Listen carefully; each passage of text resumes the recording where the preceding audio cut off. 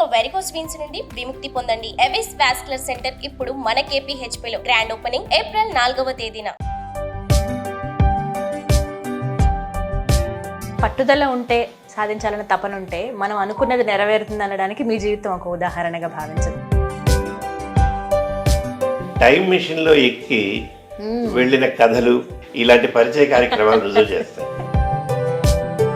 మొట్టమొదటిసారి ఇంటర్వ్యూ కని వెళ్ళినప్పుడు దూరదర్శన్లో నా చేత అన్ని పనులు చేయించేవాడు. ఇంటర్వ్యూలు చెయ్యి అదేదో అనకూడదు, కానీ మన ఇంట్లో చీపురు ఉంటే వాడేస్తాను చూడండి, అలా వాడేస్తారు. మరి మీకు బాగా సంతోషం అనిపించింది ఎప్పుడండి వార్తలు చదివేటప్పుడు? రాష్ట్ర గవర్నర్ ఒక ఆయన ఉండేవారు. నేను ఫలానా అబ్బాయిని కలవాలి, నాకు లోపల గుండె డబుల్ స్పీడ్తో కొట్టుకుంటుంది, ఏ తప్పైందో ఏంటో. మాట వస్తాయి కదా, మాటలు లేవని. ఎంతమంది ముఖ్యమంత్రులకి మీరంటే ఇష్టం? అంటే ఎన్టీ రామారావు గారు కలిసాను సార్, అది తెలుగు తేజమేమో మాస్టర్ గారు. ఒకసారి గుడి డక్పరండి. నమస్కారం. ఈరోజు వార్తల్లోని ముఖ్యాంశాలు. తొలి తెలుగు టీవీ న్యూస్ రీడర్ శాంతి స్వరూప్ గారిని ఇంటర్వ్యూ చేసేందుకు సుమన్ టీవీ వారి ఇంటికి వెళ్ళింది. ఆ ఇంటర్వ్యూ ఆశాంతం తప్పక వీక్షించండి. ఎన్నో విషయాలు వారి నుంచి తెలుసుకుందాం. ఏంటి ఇంత ప్రొఫెషనల్గా చెప్తున్నాను అనుకుంటున్నారా? మీరు విన్నది నిజమే. ఫస్ట్ న్యూస్ ప్రెజెంటర్ అండి ఆయన. ఇవాల్టి రోజున ఇంతమందిని మనం చూస్తున్నాం. రకరకాల అంటే జనరేషన్లు మారిపోయాయి, ట్రెండ్ మారిపోయింది, మాధ్యమాలు కూడా మారిపోయాయి. కానీ ఎప్పటికీ గుర్తుండిపోయే న్యూస్ రీడర్ అంటే ఖచ్చితంగా శాంతి స్వరూప్ గారే. ఇప్పటికీ వారితో ఉన్నటువంటి అనుబంధాలు కావచ్చు, అనుభవాలు కావచ్చు, దాంతో పాటుగా అప్పటి రోజుల్లో చూసినటువంటి కొన్ని జ్ఞాపకాలు. శాంతి స్వరూప్ గారిని మేము చూసేవాళ్ళం, అసలు ఎందుకు ఆయన ఇప్పుడు ఎలా ఉన్నారు అని ఆయన గురించి సెర్చ్ చేశారు కూడా చాలా మంది 2-3 ఏళ్లలో. గతంలో ఒకసారి వారిని ఇంటర్వ్యూ చేశాం. ఆ తర్వాత మళ్ళీ ఇప్పుడు వారు అసలు ఎలా ఉన్నారు, వారి లైఫ్ స్టైల్ ఎలా ఉంది, వారి దగ్గర మాట్లాడితే రోజుల తరబడి బోల్డ్ అంత టాపిక్స్ ఉంటాయి. సో ఒక్కసారి మళ్ళీ వారిని పలకరించాలనిపించింది సుమన్ టీవీకి. సో వారి ఇంటికి వచ్చేసాం, మాట్లాడదాం. మొత్తంగా 40 years కెరియర్ దూరదర్శన్లో. రిటైర్ అయిన తర్వాత కూడా వారు పనిచేశారు. ఎన్నో అనుభవాలు, జ్ఞాపకాలు ఉన్నాయి. అందుకే వారితో ఒకసారి మాట్లాడాలనుకుని వారి ఇంటి దాకా వచ్చాం. మాట్లాడదాం, బోల్డ్ అనే విషయాలు చెప్తానంటూ అదే జోష్తో ఉన్నారు ఆయన. ఎంగేజ్లో ఎంత చక్కగా వార్తలు చదివి మనందరినీ మంత్రముగ్ధులను చేశారో ఇప్పుడు కూడా అదే జోష్గా చిన్న చిన్న సెటైర్లు వేస్తూ సరదాగా మాట్లాడుతూ ఉన్నారు. మాకు చాలా సంతోషం అనిపించింది. ఇంకా ఆలస్యం చేయొద్దు, బోల్డ్ విషయాలు తెలుసుకుందాం. శాంతి స్వరూప్ గారు మనతో పాటు ఉన్నారు. నమస్కారం సార్. నమస్కారం. నూతన ఆంగ్ల సంవత్సర శుభాకాంక్షలు. చిరకాలంగా మమ్మల్ని చూస్తూ ఆదరించి ఆశీర్వదించిన మా ప్రేక్షక మిత్రులైన మీ అందరికీ మరొకసారి నా హృదయపూర్వక ప్రణామాలు.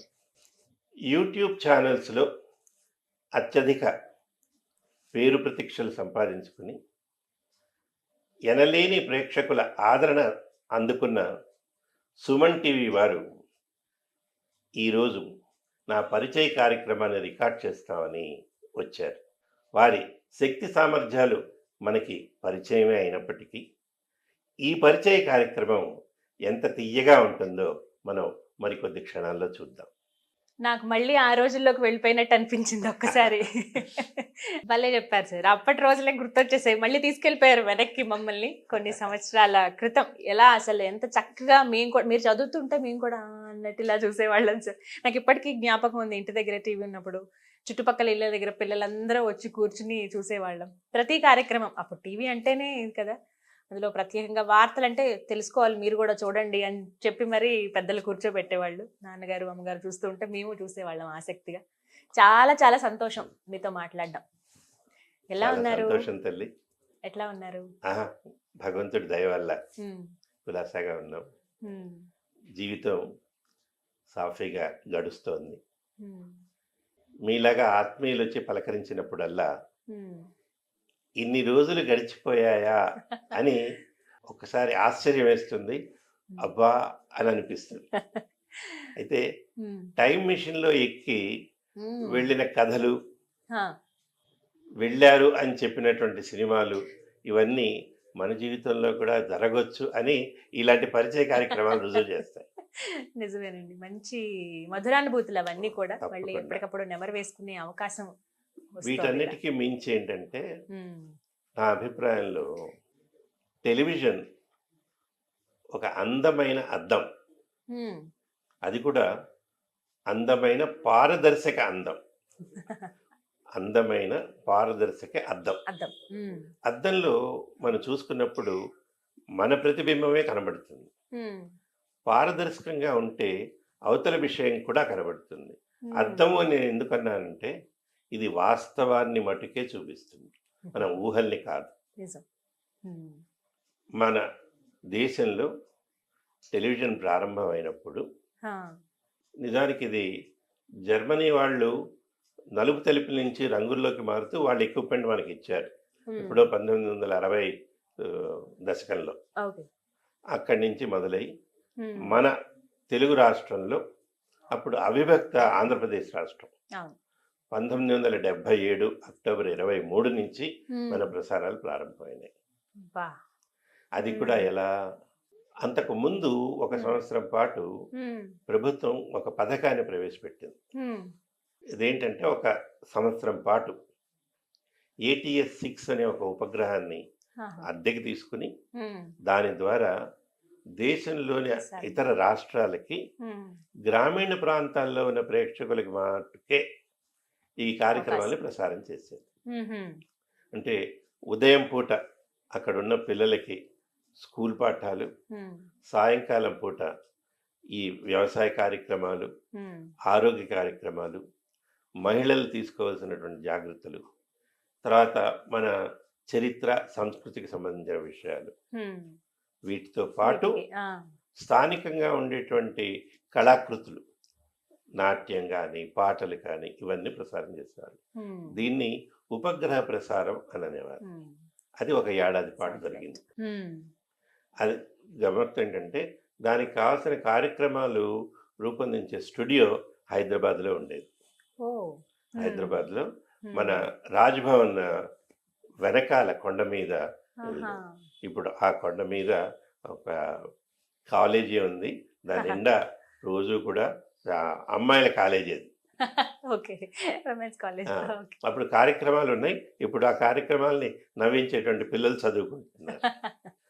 సో అలా అలా ప్రారంభం. ప్రారంభమై 77 సార్. 77 అక్టోబర్ 23 ఉమ్, ఆ రోజున అప్పటి భారత రాష్ట్రపతి ఉమ్, డాక్టర్ నీలం సంజీవ్ రెడ్డి గారు దాన్ని ప్రారంభించారు. ఉమ్, అదిలా ఒక ఏడాది పాటు సాగిందండి. ఉమ్, ఊళ్ళల్లో మొదటిసారి టీవీ రావటం, ఉమ్, జనం దాన్ని ఎంతగా అభిమానించారు, ఎంతగా చూశారు ఉమ్. మనం చెప్పటం దాదాపు అసంభవం.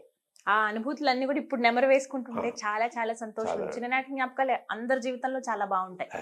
అందులో ఒక భాగం దూరదర్శన్. ఆ. ప్రతి ఒక్కరి జీవితంలో కూడా ఆ. ప్రత్యేకించి అంటే మీకు ఎప్పుడు అనిపించిందండి? మీరు పుట్టి పెరిగిందంతా ఎక్కడ సార్ అసలు?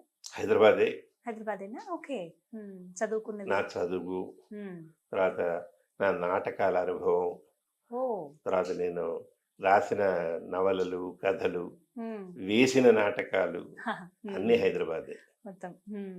తర్వాత నేను కొంతకాలం ఆకాశవాణి హైదరాబాద్లో కూడా పనిచేశాను. సరే, అక్కడ వాతావరణం నాకు సరిపడక దాన్ని ఉద్యోగం వదిలేసి అప్పట్లోనే మా స్నేహితులతో అనేవాడిని, ఏదో ఒక రోజు ఇక్కడికి టీవీ వస్తుంది, నేను చేరతాను అని. వాళ్ళు నన్ను చూసి నవ్వేవాళ్ళు, వీడికి మరి ఆశ ఎక్కువైంది, ఎప్పుడు వస్తుంది అని. నేనన్న ఒక ఏడాది తర్వాతకి ఈ ఉపగ్రహ ప్రసారం ప్రారంభమైనప్పుడు వాళ్ళు పిలిచి ఇంటర్వ్యూ చేసి అందులో ప్రసారంలో ఈ వివరాలు చెప్పడానికి, పాల్గొనటానికి పిలిచారనమాట. మీకు చిన్నప్పుడు కోరిక ఉండేదా పెద్దయ్యాక మీరు ఏమవుతారని చెప్పి స్కూల్లో అడిగితే ఒక్కొక్కరు ఒక్కొక్క అభిప్రాయం చెప్తూ ఉంటారు, నేను టీచర్, పోలీస్, లాయర్ ఇలా. కానీ మీరు ఊహించారా ఒక న్యూస్ ప్రెజెంటర్ అవుతారు మీరు అని చెప్పి? అసలు అలాంటిది తెలియదుగా. కానీ స్కూల్లో ఉన్నప్పుడు స్కూలు వార్షికోత్సవం జరుగుతుంది ప్రతి ఏడాది. నేనే నాటకాలు రాసేవాడిని, మేమే వేసేవాళ్ళం. తర్వాత ఏమో 10వ క్లాస్ అప్పుడు పరీక్ష రాష్ట్ర వ్యాప్తంగా ఉండే, మన ఇంగ్లీష్లో దాన్ని పబ్లిక్ ఎగ్జామ్ అంటాం. ఆ పరీక్షలకు ముందు స్కూల్ వార్షికోత్సవం జరిగితే ఆ రోజు పెట్టిన పోటీలన్నిట్లో కూడా వచ్చిన బహుమతులన్నీ నావే. ఆ బహుమతులన్నీ అవన్నీ ఇవ్వటానికి మా టీచరు, హెడ్ మాస్టర్ గారు ఉన్నారు, ఆయన "ఒరేయ్! నీకేం బహుమతులు కావాలో నువ్వే కొని తెచ్చుకో" అన్నారు. ఆ, అప్పుడు వెళ్ళి అన్ని పుస్తకాలు కొనుక్కొచ్చాను.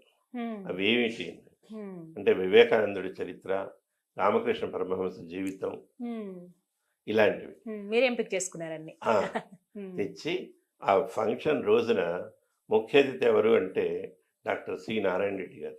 వా ఆయన అప్పుడు గొప్ప ఇది వ్యక్తి. చిక్కడపల్లిలో జరిగింది. చిక్కడపల్లిలో మా ఇల్లుండేది. మ్హూ. ఇంటి పక్కనే స్కూలు. ఆహా. ఆయన ఇల్లు కూడా అక్కడే ఉండేది. నారాయణ మ్. రెడ్డి గారి ఇల్లు. మ్. ఆయన అప్పుడు ఇంకా ఇంత పేరు ప్రఖ్యాతులైనటువంటి పాటల తొలినాళ్ళు రచయిత కాదు. తొలినాళ్ళలో. కానీ ఉస్మానియా యూనివర్సిటీలో ప్రొఫెసర్‌గా చేసేవారు. మ్హూ. ఆయనొచ్చారు. మ్హూ. ఆయన బహుమతులు ఇస్తూ చివరికి "ఒరేయ్! ఇన్నున్నాయి కదా! ఎందుకెళ్తావు ఇక్కడే నిలబడు స్టేజ్ మీద" ప్రతిసారి మీ పేరే అది. పిలుస్తూ ఉంటే. అలా అంటే నేను ఎందుకనంటే అప్పటినుంచి మ్. ఈ రంగంలో ఆసక్తి ఉండేది. మ్. కానీ ఏదో అయిపోవాలి, మ్. లేతే చిన్నప్పుడే నేను సినిమా యాక్టర్ అవుతాను అలాంటివేం లేవు. మ్. చదువుకోవాలి, పైకెళ్ళాలి అని ఉండేది. కానీ పట్టుదల ఉంటే సాధించాలని తపన ఉంటే మనం అనుకున్నది నెరవేరుతుంది అనడానికి మీ జీవితం ఒక ఉదాహరణగా భావించొచ్చా? దానికి చివరి ఇంకో ఆ, అడుగుంది తల్లి. అడుగుందా? మన పట్టుదల, కృషి, మ్. ప్రయత్నం వీటన్నిటిని మించి అదృష్టం అని ఉంటుంది. నమ్ముతారా లక్ ని శాంతి స్వరూప్ గారు ఎంతవరకు నమ్ముతారు? అది లేకపోతే ఇవాళ మా ఇంటికి మీరెందుకు వస్తారు? నిజమే. ఎందుకంటే ఇలా కృషి చేసిన వాళ్ళు, కష్టపడ్డ వాళ్ళు మన ఈ రంగంలో కొన్ని వందల మంది ఉన్నారు. అందరికీ అదృష్టం వరించింది. అందరికీ రాదు. మ్. ఎందుకు అంటే మనం ఏం చెప్పలేం. దానికి కొలమానం లేదు. మ్. ఫలానా మనిషి ఎందుకు ఈ స్థాయికి వచ్చాడు మ్. చెప్పండి. అది వాళ్ళ ప్రధానమంత్రి కావచ్చు, లేకపోతే అందరూ ఆదరించేటువంటి ప్రముఖ చిత్ర నాయకుడు కావచ్చు, నటి కావచ్చు. మ్. ఆయన వచ్చినప్పుడు ఆయనతో పాటు వచ్చిన వాళ్ళు కూడా ఉంటారు. అవును, ఈయనకు వచ్చిన అదృష్టం వాళ్ళకి రాదు. చూస్తాం ఇలాంటి. మన దేశ చరిత్ర చూస్తే అది మనకు చాలా స్పష్టంగా అవును, తెలుస్తుంది. అదృష్టం అనేది ఖచ్చితంగా ప్రతి అందుకని మనిషికి అది ఉంటుంది. మీరు మొట్టమొదటిసారి ఇంటర్వ్యూ కని వెళ్ళినప్పుడు దూరదర్శన్లో అక్కడ మిమ్మల్ని సంధించినటువంటి ప్రశ్నలు ఏమిటి? ఇంటర్వ్యూ అసలు ఎవరు చేశారు? ఎలాంటి ప్రశ్నలు మీరు ఎదుర్కొన్నారు? దీంట్లో 2 భాగాలు ఉన్నాయి. మ్. ఇందాక నేను చెప్పాను చూసారా, ఉపగ్రహ దూరదర్శన్ కేంద్రం అని. మ్. అదేంటంటే అసలు ఇంటర్వ్యూ ఏం లేదు. మ్. నేను రేడియోలో పనిచేస్తున్నాను కాబట్టి మ్హూ. వాళ్ళు అక్కడ దూరదర్శన్ ప్రోగ్రాములు చేయడానికి వచ్చినటువంటి టీము కొంతమంది ఇక్కడ రేడియోలో పనిచేసే వాళ్ళని తీసుకెళ్లారు. మ్. ఈ ఓకే. కార్యక్రమం ఇక్కడి నుంచి. వాళ్ళు నేను తెలుసు కాబట్టి వాళ్ళు పిలిచి శాంతి కామెంటరీ చెప్పు, ఇవి చెప్పు అలా మ్. మొదలైంది. అప్పుడు ఏంటంటే ముచ్చట్లోనే ఒక కార్యక్రమం చేసేవారు. ఆహా. దానికి ఇవాళ బాగా పేరు ప్రఖ్యాతులున్న నటీనటులు అప్పుడు వాళ్ళు కూడా నాలాగే బుజ్జి బుజ్జి ఆర్టిస్టులు. ఓకే.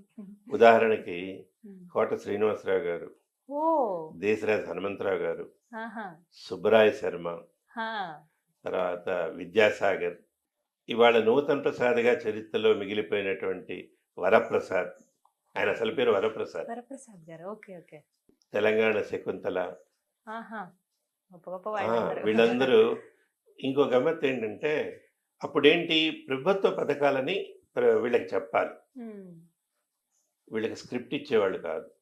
మ్. ఇదిగో ఇది 15 నిమిషాల ప్రోగ్రాము, మీరందరూ ఊళ్ళో చెట్టు కింద కూర్చున్నారు, అది చెయ్యండి. వాళ్ళలో వాళ్ళే డైలాగులతో చేసేసేవాళ్ళు.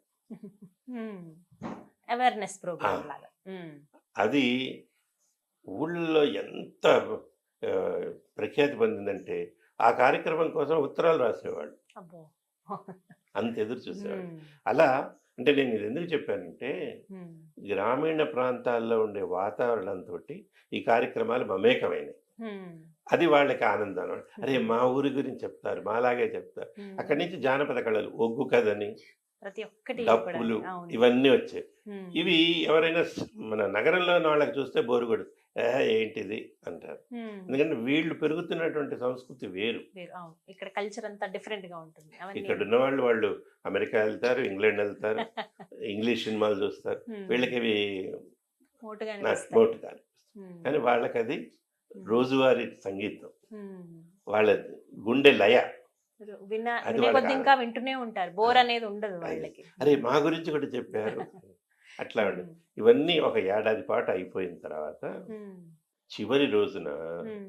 అప్పటి ప్రధానమంత్రి స్వర్గీయ ఇందిరాగాంధీ గారు దేశాన్ని ఉద్దేశించి సందేశం ఇచ్చారు. ఓ అది లైవ్. లైవ్ లో వస్తుంది. అవునండి. ఆవిడ ఆవిడ ఇంటి నుంచి ఇచ్చారు లైవ్. అది కెమెరాలు పెట్టి టెలికాస్ట్ చేశారు. టెలికాస్ట్ అయింది. కాశ్మీర్ నుంచి కన్యాకుమారి దాకా అందరూ చూశారు. అయిపోయిన మరుక్షణం నుంచి ఆవిడకి ఫోన్ల వరద. మేడం మేము చూసాం మేడం, మేము చూసి అంటే ఆవిడకి తెలియదని కాదు, ఆవిడ టెలివిజన్ శక్తి తెలుసు. ఆశ్చర్యం ఎక్కడేసిందంటే అంతకు ముందు మీరు ఏదైనా ఇట్లాంటి కార్యక్రమం జరిగిన ప్రధాని కానీ లేకపోతే రాష్ట్రపతి కానీ వెళితే దాన్ని ఫిలిమ్స్ డివిజన్ వాళ్ళు షూటింగ్ చేసేవాళ్ళు. చేసి దాని తర్వాత ఎడిట్ చేసి మనం సినిమాకి వెళ్తే సినిమా కంటే ముందు ఇస్తారు తలుపులు మూసేసి. అది రావడానికి 10 రోజులు పడుతుంది. ఈవిడకి అది అప్పుడు అర్థమైంది, ఇంత గొప్ప మీడియంని మనం ఎందుకు వాడుకోవట్లేదు, ఇది ఆయుధం, ఈ ఆయుధాన్ని ఎందుకు వాడుకోవట్లేదని. దీన్ని ఇలాగే కంటిన్యూ చేయండి, అన్ని రాష్ట్రాల్లో ఈ ఉపగ్రహ కేంద్రాలని ప్రారంభించి నడిపించండి. అలా ప్రారంభమైంది అన్నమాట. దీనికి అంత పునాది ఉంది. సో మరి మీరు అక్కడ మళ్ళీ ఇంటర్వ్యూ జరిగిందే సార్ మీకు? ఏం అడిగారు మిమ్మల్ని క్వశ్చన్స్? నన్ను ఎప్పుడు 77లోనా 77కి వచ్చేటప్పటికి వాళ్ళు వార్తలు చదవటానికి అని చెప్పి అనౌన్స్మెంట్ ఇచ్చారు. నన్ను పిలిచారు, ఆడిషన్ ఇలాగే రికార్డింగ్ చేశారు. రికార్డింగ్ చేసి వార్తలు చదవమన్నారు. అప్పుడు కూడా అంటే ఒక పేజీలో రాసి ఇచ్చారు. నాకు అప్పటికే అంటే అలవాటు ఉంది, కింద చూడకుండా చదివాను. అప్పుడు ప్రాంప్టర్ లేదు, రాసిన 10 వాక్యాలు కూడా మనం తల ఇట్లా చూసుకుని చదవాల్సి వచ్చేది. అలాంటిది ఇప్పుడు మీతో మాట్లాడుతున్నట్టుగా చూడకుండా చెప్పేశాను. ఓకే, జ్ఞాపక శక్తి ఉండేది. అంటే అప్పుడు ఇంకా చిన్నపిల్లాడు కదా, ఎక్కువ ఉంది. చెప్పా, అయిపోయింది. ఆ ఉద్యోగానికి 25 మంది వచ్చారు పోటీగా. అంటే వచ్చిన వాళ్ళందరూ ఎవరు? రేడియోలో వార్తలు చదువుతున్న వాళ్ళు, సినిమాల్లో వేషాలు వేసిన పెద్దలు. అంటే తప్పు రాకూడదు, ఎంతో కొంత ప్రావీణ్యత ఉన్న వాళ్ళు వచ్చారు. వాళ్ళందరూ పోటీ. నాకు కొంచెం డౌటీ ఆ పోటీకి. నేనేమో ఈ రంగానికి, వాళ్ళందరూ. సరే రికార్డింగ్ అయిపోయింది. మామూలుగా ఏం చేశారంటే 2 రోజుల తర్వాత ఇంటర్వ్యూ పెడతామన్నారు. సరే కదా అని ఇంత లోపల మా ఆఫీస్ సూపరింటెండెంట్ అన్నాడు, అల్లా బక్షిని, తను జీప్ వేసుకుని వచ్చాడు. వచ్చి నువ్వు జీప్ ఎక్కున్నాడు. ఏమైంది, నువ్వు ఎక్కున్నాడు. నన్ను ఎక్కించుకుని ఆ ఖైరతాబాద్ దాకా వెళ్ళి మళ్ళీ వెనక్కి వచ్చాడు. ఏంటంటే ఇంకెవరు ఇంటర్వ్యూ కాదు, నిన్నే ఇంటర్వ్యూకి పిలుస్తున్నారు పదా. అదేంటంటే ఆ లోపల ఒక చర్చ జరిగింది. ఢిల్లీ నుంచి పెద్ద ఆయన ఒక ఆయన వచ్చారు, డైరెక్టర్ జనరల్. తర్వాత ఇక్కడ మనకి ఉస్మానియా యూనివర్సిటీకి జర్నలిజం డిపార్ట్మెంట్ ఉండేది, దాని అధిపతిని పిలిచారు. తర్వాత రాజా రామ్దాస్ గారని అమెరికాలో ఫిలిం టెక్నిక్ ఇది పాస్ అయ్యి తర్వాత వచ్చి మెద్రాస్లో ఫిలిం ఇన్స్టిట్యూట్కి చీఫ్గా పనిచేశారు. ఆయన పనిచేస్తున్నప్పుడు ఆయన దగ్గర రాజేంద్ర ప్రసాద్, చిరంజీవి, సుధాకర్ వీళ్ళందరూ కూడా ట్రైనింగ్ తీసుకున్నారు. ఆయన కూడా ఇంటర్వ్యూలో ఉన్నారు. వీళ్ళందరూ వచ్చి నన్ను పిలిచారు. నేను ఒక్కడనే, వాళ్ళు డిస్కషన్ జరిగింది. 25 మందిలో మీరు ఒక్కళ్ళే సెలెక్ట్ అయ్యారు. ఇతను ఒక్కడే వచ్చాడు కదా, మనం క్యాన్సిల్ చేసి మళ్ళీ పిలుద్దాం అన్నారు. అంటే మా డైరెక్టర్ ఉండి, మీరు ఎన్నిసార్లు పిలిచినా వాడు అక్కడే వస్తాడు, వీళ్ళందరూ కొత్త వాళ్ళు కదా. వీళ్ళకి టీవీ అక్కడ ఏం జరిగిందంటే రేడియో నుంచి వచ్చినటువంటి పెద్దలు, వాళ్ళ కంఠం బాగుంటుంది, చెప్పే పద్ధతి వాడు, కానీ టీవీ కెమెరా చూస్తూ చెప్పాలి. ఇటు ఎత్తితే ఇక్కడ వాక్యం పోతుంది, ఇటు వాక్యం ఎత్తితే అటు చూడాలి. సినిమా వాళ్ళకి అది కాదు, వాళ్ళకి ఏంటంటే వాళ్ళు కెమెరా చూసి చెప్పొద్దు అంటారు. సినిమాలో నటులు ఉంటారు, ఇప్పుడు హీరోయిన్ ఉంది, మిమ్మల్ని చూసి డైలాగ్ చెప్పాలి కానీ నేను పక్క తిరిగి ఇట్టా చెప్తాంటే అలాగే. సరే, ఇంతకీ నేను అంటే ఆ అదృష్టం నాకుంది అంతే. సో మొట్టమొదటిసారి అలా ఇంటర్వ్యూ పిలిచి వాళ్ళు అడిగిన ప్రశ్నలు కూడా చాలా చాలా చిన్నవిగా ఉన్నాయి. వాళ్ళకి తెలుసు నేను ఆల్రెడీ చేస్తున్నాను. వాళ్ళు అడిగి నువ్వు పేపర్ చదువుతావా అన్నారు. చూడకుండా వాటి హెడ్లైన్స్ ఏంటో చెప్పు అన్నారు. నేను అప్పుడేగా చదివింది అవి చెప్పాను. అంటే నాటకాలు వేస్తావా అన్నాడు. వేశానండి. అంటే రేడియోలో చేసావా? చేశాను. ఎందుకు వదిలేస్తున్నావు అన్నాడు. వదిలేశాను ఎందుకు అని. ఉమ్. అంటే అక్కడ వినపడతాను ఇక్కడ కనబడతాను కదా అని. నువ్వు మాకంటే తెలుగులోవాడు అన్నాడు. అలా ఏం లేదు సార్, నాకు ఆసక్తి ఉంది. ఉమ్. ఈ మీడియం కొత్తది. ఉమ్. ఈ మాధ్యమం వల్ల మనం ఎక్కువ మందికి సేవ చేసేటువంటి అవకాశం ఉంది. మన దూరదర్శన్ కూడా ప్రజలకి సేవ చేయాలనే ఉంది కాబట్టి అందుకు ఉపయోగపడుతుంది. సరే, అలా అక్కడే ప్రారంభం. చెప్పేశారు నీకు లెటర్ తర్వాత వస్తుంది. ఉమ్. అయిపోయింది. మొట్టమొదటి పారితోషికం తెలుసుకోవచ్చా మీ శాలరీ? అప్పుడా ఒక 3,500 ఉండేది. అప్పట్లో 3,500 అంటే చాలా ఎక్కువే కదా సార్. అయితే మీకు ఇంకో గమ్మత్ తెలియదు. హా. వాళ్ళు ఇంటర్వ్యూ చేశారా, చదవటానికి వార్తలు లేవు, వార్తలు ప్రారంభం కాలేదు. ఓహో, అప్పటికి 70 ఏళ్ళు జరిగింది ఇది. 83 దాకా వార్తలు కాలే. ఎందుకంటే స్టూడియోనేమో అక్కడ సోమాజిగూడలో ఉండేది, ఉమ్. టవర్ ఉంది మలక్పేట్లో ఉంది, అవును. ఒక 15 కిలోమీటర్ల ముసరాంబాగ్. దూరం. ఉమ్. దానికి లింక్ కలపటానికి మైక్రోవేవ్ లింక్ కావాలి, ఉమ్. అది లేదు. అయ్యో. అది ఉమ్. ఢిల్లీ నుంచి రావాలి. రాజకీయాల కారణంగా అది చాలా ఆలస్యమైంది. ఉమ్. అందుకని వార్తలు లేవు. కానీ నన్ను తీసుకున్నారు. ఆ. నా చేత అన్ని పనులు చేయించేవాళ్ళు. ఇంటర్వ్యూలు చెయ్యి, కామెంటరీ చెప్పు, ఉమ్. వాళ్ళు వస్తున్నారు వాళ్ళతో చివరికి క్రికెట్ మ్యాచ్ అయితే అక్కడికి కామెంటరీ చెప్పు. క్రికెట్ మ్యాచ్ కూడా. ఆ, ఉమ్. ఉమ్. అదేదో అనకూడదు కానీ ఉమ్. మన ఇంట్లో చీపురు ఉంటే వాడేస్తాను చూడండి, అలా వాడేసారు. దాంట్లో నాకు అన్నీ తెలిసి అవునండి, మెయిన్ ఉపమానం మీకే బాగుండకపోవచ్చు, బాగా. నాకే అన్ని అనుభవం వచ్చి ఉమ్. పెద్ద అనుభవం. పెద్ద వాళ్ళని కలిశాను. ఉమ్. వాళ్ళతోటి పరిచయ కార్యక్రమాలతో. కానీ సురజిత్ అసలు- సేన్ అని ఒక ఆయన ఉండేవాడు. ఆ. ఢిల్లీ క్రికెట్ మ్యాచ్ జరుగుతుంది ఓకే. మన లాల్ బహదూర్ స్టేడియంలో. ఉమ్. ఆయనకి ముందు నేను కార్యక్రమాన్ని ప్రారంభించాలి. ఉమ్. ఇద్దరం వెళ్ళి ఆ దీంట్లో నిలబడ్డాం. తను నా చేతిలో మైక్ లాక్కున్నాడు. ఉమ్. అయ్యి ఏంటి ఎట్లా అంటే, తను అన్నది ఏంటి ఇంగ్లీష్లో, now you will witness the most familiar and famous man of your land, he will start the program అని చేతికి ఇచ్చాడు. ఆ. ఆయనే చాలా పాపులర్ రేడియో మీద. ఆయన అప్పుడు నేను మిమ్మల్ని ఆయన ఇంట్రడ్యూస్ పరిచయం చేశారు. ఇట్లా ఉంటుంది. అంటే ఇవన్నీ కొన్ని తలుచుకున్నప్పుడల్లా చాలా సంతోషంగా ఉమ్. ఉంటాయి. నిజంగా. అలా జరిగింది 77 నుంచి మొదలయ్యి. కానీ చాలా అలా- సంతోషం అనిపిస్తుంది. మా అందరికి గురువు లాంటి వ్యక్తి మీరు. అయ్యో. మొట్టమొదట స్టార్ట్ అయ్యిందంటే తెలుగులో న్యూస్ స్టార్ట్ చేసింది, ఫస్ట్ వార్తలు అది చదివి మాకు వినిపించింది మీరే కదా సార్. అవును. సో మాకు గురువు లాంటి వారే మీరు. లెజెండరీ పర్సన్ అనే చెప్తాను. అంటే మా సొత్తు మీరు, మా సంపద. ఆ విషయం మాత్రం ఖచ్చితంగా చెప్పగలం. ప్రత్యేకించి అంటే ఏమైనా వార్తలు చదివేటప్పుడు మిమ్మల్ని బాగా కలిచివేసిన సందర్భాలు ఉన్నాయండి? ఇప్పుడు మీరు మాక్సిమం చూడకుండానే చెప్తా అన్నారు, ఎంత ప్రాంప్ట్ ఉన్నా కూడా ఎంత మనం అవి మనము మనుషులమే, రకరకాల వార్తలు చదవాల్సి వస్తుంది, రకరకాల పరిస్థితులు మనం ప్రజలకు చెప్పాల్సి వస్తుంది. ఇందులో భాగంగా మిమ్మల్ని బాగా కలిచివేసిన సందర్భం ఏదైనా? మనిషికి జీవితంలో మనసును తాకేది విషాదం. ఉమ్. మరి అది ఎందుకు ఎలా జరిగిందో తెలియదు కానీ మనం దూరదర్శన్ ప్రారంభం చేసిన కొత్తల్లో దివి తాలూకాలో పెద్ద వరదలు వచ్చినాయి. దివిసీమ. దాన్ని అప్పటికి సునామీ అన్న పదం వాడల, అప్పుడు. వచ్చింది అదే. ఉమ్. కొన్ని వేల మంది చనిపోయారు ఒక్క రోజులో, ఒక రాత్రి. ఉమ్. అయ్యి ఒక్కొక్క సముద్రం పొంగింది. ఉమ్. అలా 30 అడుగుల ఎత్తులో పడి మొత్తం ముంచేసింది. ఉమ్. అప్పటికి మా కెమెరామెన్ వీళ్ళంతా కూడా వాళ్ళ ప్రాణాలకు తెగించి అక్కడికి వెళ్ళారు. ఉమ్. అవి వాళ్ళకి అక్కడ నీళ్లు తిండి ఏమీ లేదు. అక్కడ కృష్ణా జిల్లాలో మన మండలి వెంకటకృష్ణారావు గారని రాజకీయవేత్త ఉండేవారు. ఆయన దగ్గర ఉండి ఉమ్. ఆ నీళ్లలోకి దిగి జనాన్ని అంతా సేకరించి ఇళ్లలో ఇళ్ళు కొట్టుకుపోయినాయి, జనం చనిపోయారు. ఉమ్. అవి తీసుకొచ్చి ఇప్పట్లాగా అది వీడియో టేప్ కాదు, ఫిలిం. ఆహా. ఆ రోజు రాత్రికి రాత్రి వచ్చేది, దాన్ని తీసుకురావాలి కదా. ప్రాసెస్ చేసి ఎడిట్ చేసి మర్నాడు పొద్దున్న చూపించాలి. ఉమ్. 10-15 రోజులు.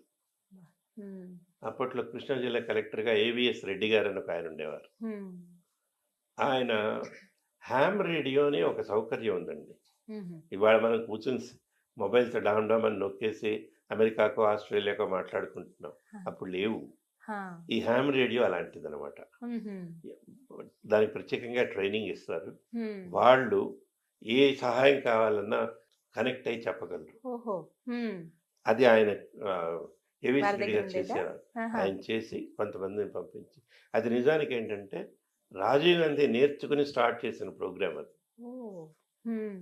అలా చేసి అంటే నేను ఎందుకు అవి ఒక సౌకర్యం, కానీ జరిగిన ఘాతకం ఏంటంటే హ్మ్. కొన్ని వేల వేల మంది చనిపోయారు. చనిపోయారు. దివిసీమ. అవును. ఉప్పెన్. అసలు మామూలుగా దృశ్యం చూపిస్తే నీళ్ళ కళేబరాలా అన్న భయంగా ఉండేది. హ్మ్. మరి మా మిత్రులు ఆ కెమెరామెన్ ఎలా నడిచారు, ఇటు నడిస్తే ఇది ఒకటి తగులుతుంది, ఇటు నడిస్తే ఇంకో కళేబరం తగులుతుంది. నేను ఆ పదం కూడా వాడడానికి ఇవాళ కూడా ధైర్యం రావట్లే, హ్మ్. అంత భయంకరంగా ఉండేది. హ్మ్. అలా చేసి చేసి ఆ వార్త తర్వాత చెప్పడం. దాన్ని బాగు చేశారు. హ్మ్. ప్రభుత్వం అక్కడ ఇళ్ళు కట్టించింది. పెద్ద పెద్ద ధార్మిక సంస్థలు కూడా వీళ్ళు అక్కడ వాళ్ళందరూ కూడా వీళ్ళు జాలర్లు, హ్మ్. చిన్న మత్స్యకారులు, చిన్న పనులు చేసుకునే పాపం వాళ్ళకి అదే జీవనోపాధి. అవును. సముద్రం దగ్గరలో ఉంది. ఆ, ఆ అది వార్త మిమ్మల్ని బాగా చాలా కలిచివేసిందండి. చాలా తర్వాత కాలక్రమేణా అంటే మనం రోజు వార్తలు చెప్తున్నాము, మంచివి చెప్పాము, సంతోషమైనవి అవును. చెప్పాము. హ్మ్. ఒక్కొక్కసారి చరిత్ర కూడా బాధపడే ఘటనలు జరిగినాయి. అవును. ఘటనల్లో రెండు హ్మ్. మంచి జరిగితే సంఘటన, హ్మ్. చెడు జరిగితే దుర్ఘటన. దుర్ఘటన. ఒకరోజు పొద్దున్న 8ంటికి హ్మ్. దేశంతో పాటు ప్రపంచం కూడా నిర్ఘాంతపోయిన దుర్ఘటన జరిగింది. హ్మ్. ఆవిడ ప్రధానమంత్రి హ్మ్. పదవిలో ఉంది. హ్మ్. బయటికి వచ్చి ఎలా ఉన్నారా అనే లోపల 16 గుళ్ళు పెట్టి కాల్చేశారు ఆవిడ. అందరం. అంతకంటే ఘోరం ఇంకోటి లేదు. హ్మ్. అందరూ నిర్ఘాంతపోయిన సంఘటనలు. అసలు ఇలా జరుగుతుందా హ్మ్. అది చెప్పటానికి హ్మ్. ఆవిడని వెంటనే హాస్పిటల్కి తీసుకెళ్లారు. హ్మ్. ఆ తర్వాత ప్రధాని ఎవరు అన్నది తేలడానికి దాదాపు సాయంకాలం దాకా ఆపారు. ఒకటి ఆవిడ మరణాన్ని ఆ, ప్రకటించడానికి రాజకీయంగాను రాజ్యాంగపరంగా కొన్ని ఇబ్బందులు. హ్మ్. 2 ఎవరు, హ్మ్. రాజీవ్ గాంధీ గారు ఆయన పాల్పడేది ఎవరు? ఢిల్లీలో లేడు, హ్మ్. దేశ పర్యటనలో ఎక్కడో కలకత్తాలో ఎక్కడో ఉన్నారు. హ్మ్. ఆయన రావాలి. హ్మ్. వచ్చిన తర్వాత సరే అదంతా 10 రోజుల పాటు ఆవిడ భౌతిక కాయాన్ని అక్కడ పెట్టి హ్మ్. ఆ 10 రోజులు మనం టీవీ పెడితే చాలు అదే వార్త వచ్చింది. ఆ భూమ్ సంగీతం వచ్చేది. హ్మ్. అదే మన దీంట్లో మన ఇంట్లోనో మన వంశం వాళ్ళు ఎవరో వెళ్ళిపోతే ఉన్నట్టుంది. హ్మ్. కొంతమంది విసుక్కున్నారు కూడా, హ్మ్. ఏంటి టీవీ పెడితే ఇదేనా ఇది వచ్చేది అని. వస్తుందని. కానీ వాళ్ళకు ఒక విషయం అర్థం కావట్లే, హ్మ్. మొత్తం దేశం శోక సముద్రంలో మునిగిపోయి. హ్మ్. అంటే ఇప్పుడంటే సార్ ఇలా ఏదైనా జరిగినప్పుడు ఏదైనా బ్రేకింగ్ న్యూస్ అంటాం ఇప్పుడు. అలాంటివి ఏమైనా వచ్చినప్పుడు టకటక హడావిడి అంతా చూస్తాం. పీసీఆర్ లో కావచ్చు, బయట మొత్తం ఆ హడావిడి కనపడుతుంది మనకి, మొత్తం సబ్ ఎడిటర్స్ కావచ్చు అప్పుడు అంతా. అలాగా అప్పుడు ఎలా ఉండేది అసలు వాతావరణం? ఇలా ఏమైనా అంటే ఈ బ్రేకింగ్స్ హడావిడి వచ్చినప్పుడు? స్టూడియోలో ఉండేది, హ్మ్. కానీ స్క్రీన్ మీదకి అలా ఉండేది కాదు. హ్మ్. ఇప్పుడు అంటే ఒక తేడా మీరు అన్నారు కాబట్టి, హ్మ్.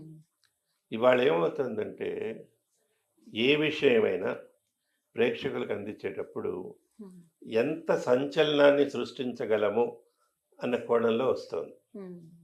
ఆ విషయం చెప్తారు, హ్మ్. దాని గురించిన వివరం కంటే వ్యాఖ్యలు ఎక్కువైపోతాయి. హ్మ్. ఇంకొకటి మరి ఎంత మటుకు ఈ మాట సమంజసమో నాకు తెలియదు, కానీ హ్మ్. మనం ఎప్పుడు పెట్టిన వార్తలకు సంబంధించి హ్మ్. ఒక స్క్రీన్లో ఒక సమాచారం ఉండదు, హ్మ్. కనబడే దృశ్యం ఒకటి, అవును. దాని వెనకాల వస్తున్నటువంటి వ్యాఖ్యానం ఒకటి, హ్మ్. పక్కన ఇంకొక వార్త, కింద ఇంకొక వార్త, పైన ఇంకొక వార్త. హ్మ్. అన్ని వార్తలు ఒకేసారి కనపడుతుంటాయి. హ్మ్. కొన్ని వీటిల్లో ఏదైనా ముఖ్యంగా ఉందా? లేదు. హ్మ్. ఇదేదో 2 రోజుల క్రితం ఒక ఆయన చేసిన మాటకి ఈయన ప్రతిగా ఇంకోటి అంటాడు. హ్మ్. అంటే రాజకీయంగా అది వాళ్ళకి ముఖ్యం. అవును. ఈ వార్తకి సంబంధించి ప్రస్తుతానికి ఇది ఎంత హ్మ్. ప్రాముఖ్యత హ్మ్. అనేది మనం నిర్ణయించలేం. హ్మ్. ఇవన్నీ చూస్తుంటే మనకి వార్త వెతుక్కోవాల్సి వస్తుంది. హ్మ్. ఏ వార్త ఇది ఏంటి ఆ, అని. హ్మ్. అప్పట్లో ఇది లేదు. హ్మ్. నేను మీతో మొదట్లో ఒకటొస్తే అన్నాను ఒకటే. చూసారా, హ్మ్. టీవీ అంటే అందమైన ఒక అద్దం, అర్థం. అది కూడా పారదర్శక అద్దం. హ్మ్. అద్దంలో మనకి మనమే కనబడతాం, హ్మ్. ఈ టీవీలో మన సమాజం మనకు కనబడుతుంది. హ్మ్. అక్కడ వార్త అంటే వాస్తవం, హ్మ్. అలా ఉండాలి. కల్పన కాదు. హ్మ్. ఇది జరిగింది, హ్మ్. మీరు చెప్పండి. దాని గురించి చూసేవాడు తన వ్యాఖ్యానం తను చేసుకుంటాడు. అవును. మరి మీకు బాగా సంతోషం అనిపించింది ఎప్పుడండి ఈ వార్తలు చదివేటప్పుడు? బాధపడిన సంఘటనలు చాలా ఉన్నాయి. కానీ బాగా సంతోషం అనిపించినప్పుడు? మొట్టమొదటిదైతే 83 హ్మ్. ప్రపంచ కప్ గెలిచాం కదా! ఓకే. అది చూడటానికి అర్ధరాత్రి దాకా, ఎందుకంటే అది జరిగింది ఇంగ్లాండ్‌లో. ఆ! అవే చూడటానికి రాత్రి దాకా మేల్కొని ఉన్నాం. హ్మ్. అది చూపించాము. హ్మ్. స్టూడియోలోనే అందరూ ఎగిరి గంతులేసారు. హ్మ్. తర్వాత ఇంకోటేంటంటే 86 ఆ ప్రాంతంలో హ్మ్. నలుపు తెలుపుల నుంచి రంగుల్లోకి మారాం. వావ్! హ్మ్. అదొకటి. హ్మ్. అది ప్రజలకి ఆనందం, మాకు ఆనందం. హ్మ్. ఎందుకంటే అప్పటిదాకా నలుపు తెలుపులుగా దీన్ని అందరూ ఉన్న రంగులు కనబడుతున్నాయి. అవును. అసలు రంగు ఏంటో తెలిసిందనమాట.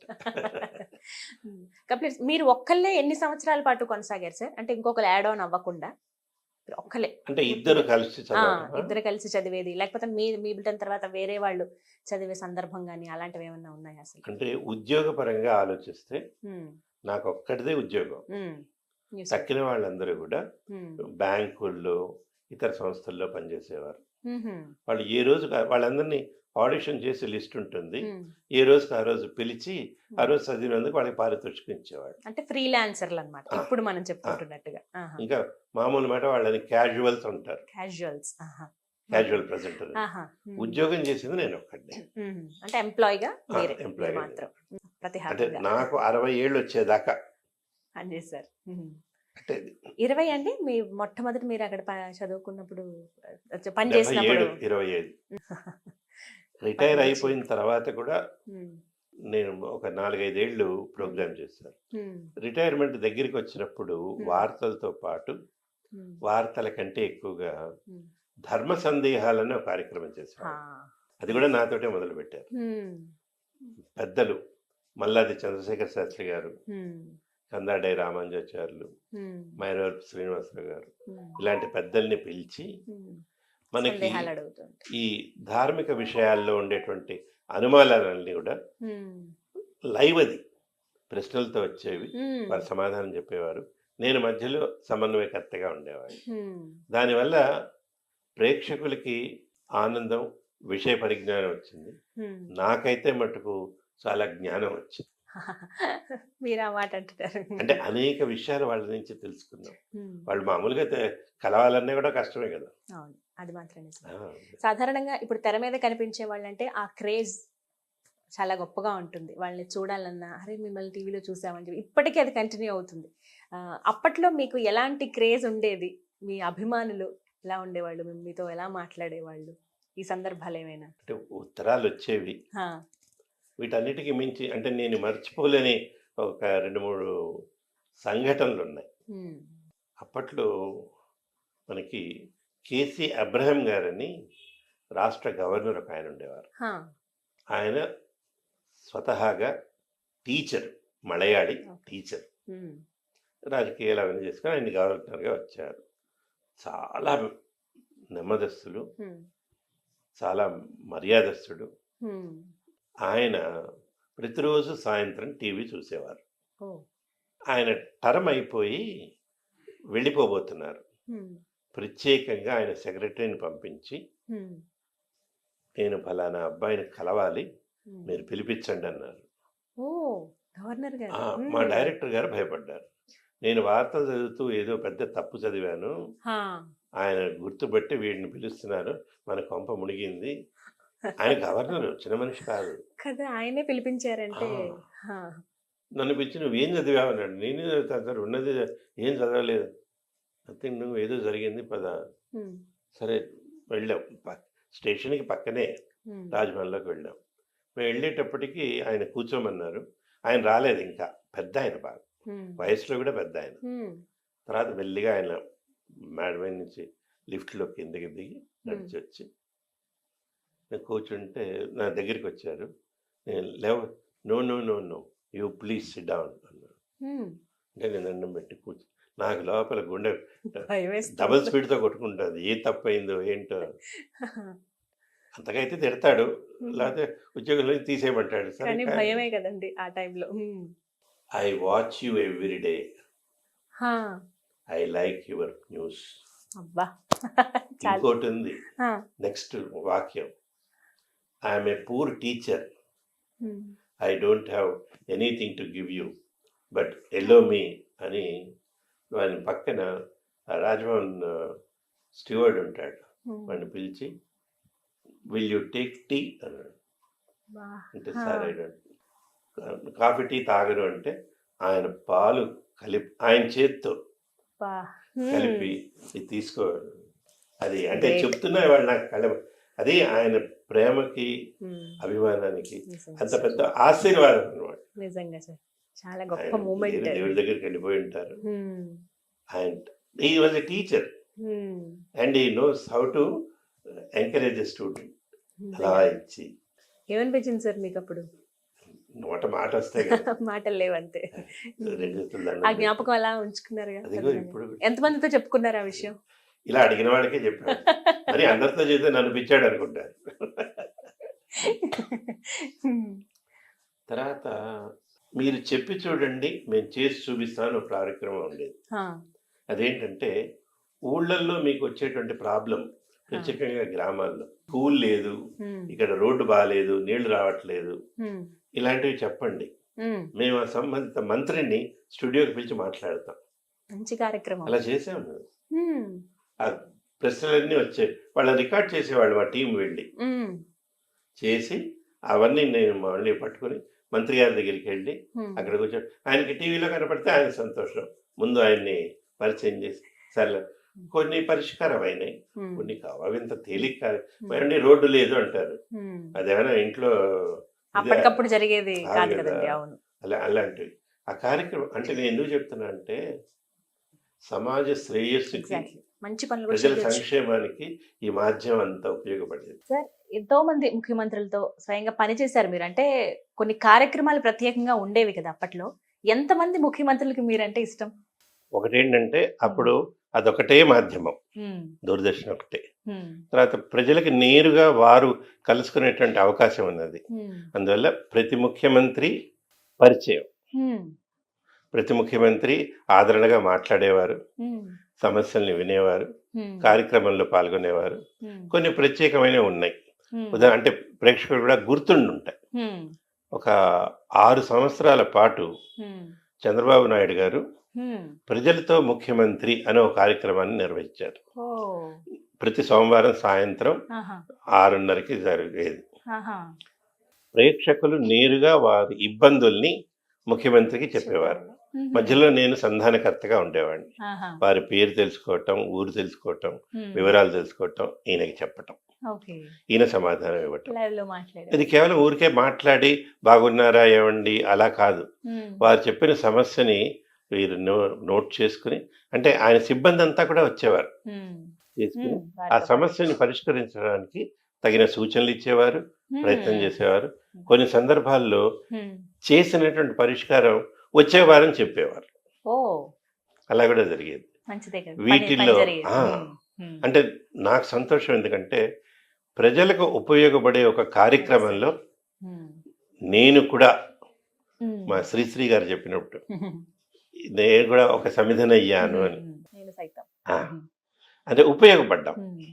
6 సంవత్సరాలు అండి చంద్రబాబు గారితో. ఎలా ఉండేవారు చంద్రబాబు గారు మాట్లాడే విధానం కానీ అప్పుడు ఉన్నంతసేపు? చాలా స్నేహపూర్వకంగా ఉండేవారు. అంటే నాకు వ్యక్తిగతంగా ఆయన ముఖ్యమంత్రి కాక ముందు నుంచి పరిచయం.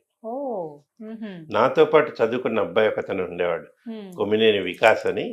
తను ఈయన దగ్గర మిత్రులు. ఈయన కార్యకర్తగా కాంగ్రెస్ లో తిరుగుతున్నప్పుడు నన్ను పరిచయం చేశారు.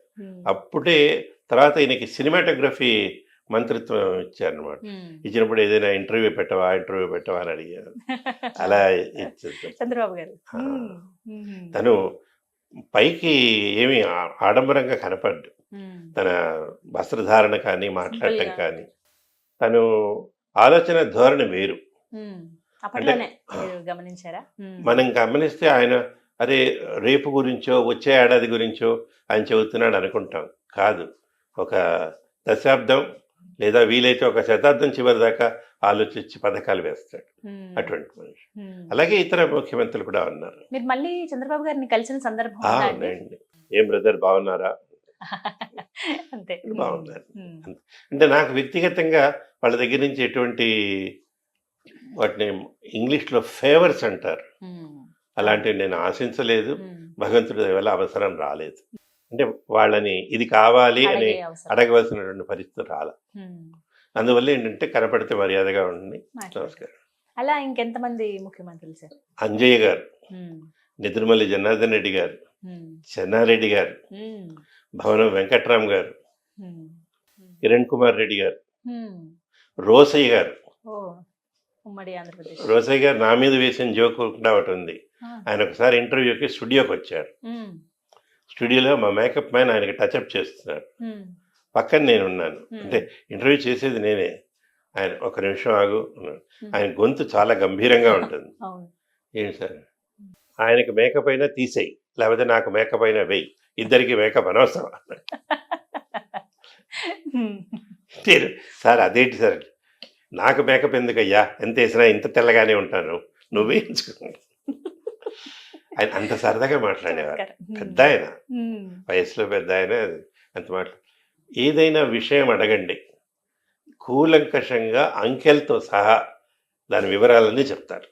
సార్ ఇవాళ దేశంలో ఎంతమంది పేదవాళ్ళకి అన్నం దొరుకుతోంది అంటే, అయ్యా మన జనాభా 135 కోట్లు, దాంట్లో 134 కోట్ల మందికి సరిగ్గా తిండి లేదని చెప్పగలరు ఆయన. అటు అలవక కాదు, మొత్తం చెబుతారు ఆయన.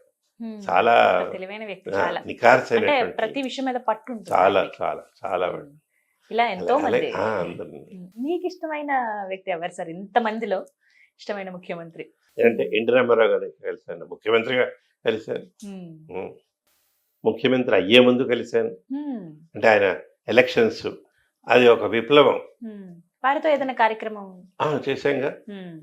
ఎలక్షన్స్ అయిపోయి ఫలితాలు వచ్చే రాత్రి ఆయన ఇంటికి అభిప్రాయం తీసుకోవడానికి వెళ్ళాను. హ్యాబిట్స్లో వెళ్తే ఆయనకి గొంతు బొంగురు పోయింది. అది తెలియదు. మాట్లాడే అరిచి అరిచి పైన మేడ మీద పడుకున్నారు. కిందకి వెళ్ళేటప్పటికి కింద చంద్రబాబు నాయుడు గారును ఆయన వెంకటేశ్వరరావు గారు పెద్దల్లుడు ఇద్దరు ఉన్నారు. నన్ను చూసి, సార్ ఇట్లా వచ్చామంటే మామగారు పైన పడుకున్నారు, మీరే వెళ్ళి అడగండి అంటారు. సార్ మీరు చెప్పండి. నువ్వు వెళ్ళండి, ఇదేం కూడా. సరే నేను పైకి వెళ్ళా. వెళ్తే ఆయన అలా కూర్చున్నారు పడక గదిలో. నమస్కారం అంటే చెప్పండి బ్రదర్ అన్నారు. సార్ రిలాక్స్ అండి, మా ఆరోగ్యం సహకరించట్లేదు, తర్వాత చేస్తాం అంటే సరే అండి, మిమ్మల్ని ఇబ్బంది పెట్ట, టీ తాగి వెళ్ళండి. అలా అలా కలిశాను. తర్వాత ముఖ్యమంత్రి గారు అయినప్పుడు కలిశాను. ఇంకోసారి ఏమైందంటే 1986లో ప్రసారాల్ని రాష్ట్రం అంతటా ప్రసారం చేయటానికి కార్యక్రమం పెట్టారు. అప్పుడు సాటిలైట్ ద్వారా లింక్ అయింది. దాని ప్రారంభానికి ఆయన పిలవటానికి వెళ్ళాము. నేను మా డైరెక్టర్ గారు, నిజానికి మా డైరెక్టర్ గారు నేను వెళ్ళాం. ఆయన పెద్ద అధికారి, మేము వెళ్తే ఆయన ఇంటికి వెళ్ళాము. పిలిచి లోపలికి రండి అన్నారు. లోపల తీసుకెళ్ళారు. హాల్లో, పెద్ద హాలు, ఇంట్లో ఎవరు లేరు, ఆయన ఒకడే కూర్చున్నారు. మేము నిలబడ్డాం. అంటే కూర్చోండి బ్రదర్. వచ్చిన తర్వాత ఈ మా డైరెక్టర్ గారు కాగితం ఇచ్చారు. చూసి ఆయన సోఫాలో బెల్ ఉంటుంది, నొక్కితే పని వస్తాడు. చూసి 2 టీ అన్నాడు. నాకు ఆశ్చర్యం వేసింది. ఆయన పిలిచి టీ ఇప్పించడం ఏంటని. అంటే ఆయన గురించి అది ఒక నానుడి ఉండేది, ఎవరికి ఏమి ఇవ్వవద్దని. అలవాటు లేదు ఆయనకి. సరే వచ్చిందిరా, టీ తీసుకోండి తీసుకుని, సరే ఇలా అంటే తప్పకుండా వస్తాం. ఆ బయటకు వచ్చారు, లేచి బయటకు వచ్చాను. వస్తే ఆ వరండాలో చిన్న లైట్ వెలుగుతోంది. అలా చూశారు, ఎవడది అంటే ఆర్పేయాలి, ఆ లైట్ ఆర్పేయలేదు, వేస్ట్ గా ఉంది అంతే. వాడిని పిలిచి పడ్డాయి వాడికి. అంత జాగ్రత్తగా ఉండేవాడు ఆయన. తర్వాత ఇంకోటి తల్లి, ఇదంతా పక్కన పెడితే ముఖ్యమంత్రిగా ఆయన ప్రమాణం చేసిన తర్వాత నేరుగా మన ఫతే మైదాన్ ఎల్బీ స్టేడియం నుంచి స్టూడియోకి వచ్చారు. స్టూడియోలో ఆయన సందేశం రికార్డ్ చేయాలి ముఖ్యమంత్రిగా. ఆయన వచ్చి సోఫా, మా స్టూడియోలో మొత్తం జనం అందరూ వచ్చేసారు. అంటే మా సిబ్బంది ఇంటర్వ్యూగానే చూడటం అది. సరే ఇప్పుడు మేకప్ టచ్అప్ చేసినట్టు మేకప్ ఆర్టిస్టు అందరూ ఆనందపడిపోయారు ఆ మనిషిని చూసినందుకు. స్టూడియో మధ్యలో పెద్ద సోఫా వేసి ఆయన కూర్చోబెట్టారు. ఆయన అలా చూసి ఫ్యాన్ లేదా అన్న. ఆయనకి సార్ ఇది ఏసీ స్టూడియో, ఫ్యాన్ అక్కర్లేదని చెప్పే ధైర్యం అక్కడికి లేదు. భయం మాట్లాడాలంటే. అంతే, వెంటనే వెళ్ళి తెచ్చి ఫ్యాన్ పెట్టారు. ఫ్యాన్ ఆన్ చేస్తే షూటింగ్ ఎట్లా చేస్తారు, చప్పుడు లేదు. సినిమాలో ఏంటంటే ఆ షూట్ చేసిన మళ్ళీ డబ్ చేస్తారు. అప్పుడు మీరు ఫ్యాన్లు కాదు తుఫాన్లు పెట్టుకున్న తేడా ఉండదు. సరే ఆయన 2 నిమిషాలు కూర్చున్న తర్వాత మా ఇంజనీర్ ఒక ఆయన వెళ్ళి, సార్ ఇది ఏసీ స్టూడియో అండి, ఫ్యాన్ అనక్కర్లేదు తీసేయండి అని లైట్ చూసి ఇక్కడ కటౌట్ పెట్టండి అన్నారు. ఆయన డైరెక్టర్ అని తెలుసు కదా. సరే అలా పెట్టారు, అంతా బాగుంది. ఇది ఒకే టేక్లో చేయాలా, మీరు కట్స్ చేస్తారా, మీ ఇష్టం సార్ అన్నాడు. సరే చెయ్యండి. 72 కట్లు వచ్చినాయి. తర్వాత మా ఎడిటర్ దాని నుంచి కుస్తీ పట్టాడు. తర్వాత అది అయిపోయింది చేస్తూ. తర్వాత స్క్రిప్ట్, ఆ స్క్రిప్ట్ కరెక్ట్ చేసి, ఆయన హ్యాండ్ రైటింగ్ ముత్యాల కంటే అందంగా ఉంటుంది, అంత చక్కగా ఉండేది. ఆ స్క్రిప్ట్ కరెక్ట్ చదివి చెప్పే ముందు ప్రతి వాక్యాన్ని చదువుకున్నాడు ఆయన, కరెక్ట్ చేస్తున్నాడు. ఆయన చేస్తున్నప్పుడు ఆయన కుర్చీ పక్కన ఇంకో కుర్చీ ఉంది, దాంట్లో నేను వారి పెద్ద అబ్బాయి జయకృష్ణ కూర్చున్నాం అనమాట. ఈయన ఇట్లా పక్కకు తిరిగినప్పుడల్లా వాళ్ళ అబ్బాయి లేచి నిలబడతాడు, ముచ్చకూడదుట వాళ్ళ నాన్నగారి ముందు. నాకేం తెలుసు, ఆయన లేస్తే కుర్చీ కదులుతుంది, నేను లేచి నిలబడాలి, నా బాధ నాది. అలా నిలబడి తర్వాత ఆయన రాశారు. దాంట్లో ఏంటి, ఒక వాక్యం ఉంది, తెలుగుదేశం ప్రపంచం అంతా పరిఢవిల్లాలి అని. అది నిన్ననే ఎలక్షన్స్ అయినాయి, తెలుగుదేశం ఎలా పరిఢవిల్లుతుంది మహారాష్ట్రలోనే తెలియదు. అదేదో ఆయనకి ఇబ్బందిగా ఉండి ఇలా చేస్తున్నాడు. నేను మెల్లిగా వంగి నాకు అనిపించింది అనమాట, సార్ అది తెలుగు తేజమేమో మాస్టర్ గారు.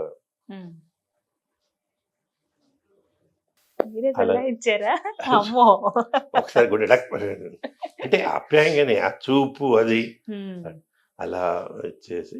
అదొకటి. వేరే సందర్భంలో ఏంటంటే యాన్యువల్ ఫారెస్ట్ డే అని వస్తుందండి, అంటే అటవీ సంపదని పెంచుకోవాలి, దానికి ముఖ్యమంత్రి గారు సందేశం ఇవ్వాలి. అది రికార్డ్ చేయటానికి వెళ్ళాం. ఆయన దీనికి సెక్రటేరియట్కి రెడీ అయ్యి వచ్చారు ఆయన. సరే పలకరింపులు అన్నీ అయిపోయిన తర్వాత స్క్రిప్ట్ తీసుకున్నారు. ఫస్ట్ వాక్యం ఏంటంటే, సూకరం అడవి జంతువు, దాన్ని మనం కాపాడాలి అని రాసింది. సూకరం అంటే పంది సార్, అది అడవి జంతువు. అడవి పంది వేరు, మామూలు పందిని అడవి జంతువు అంటే ఎట్లా, అది చెప్పే ధైర్యం ఏది, ఎవడు చదువుతాడు.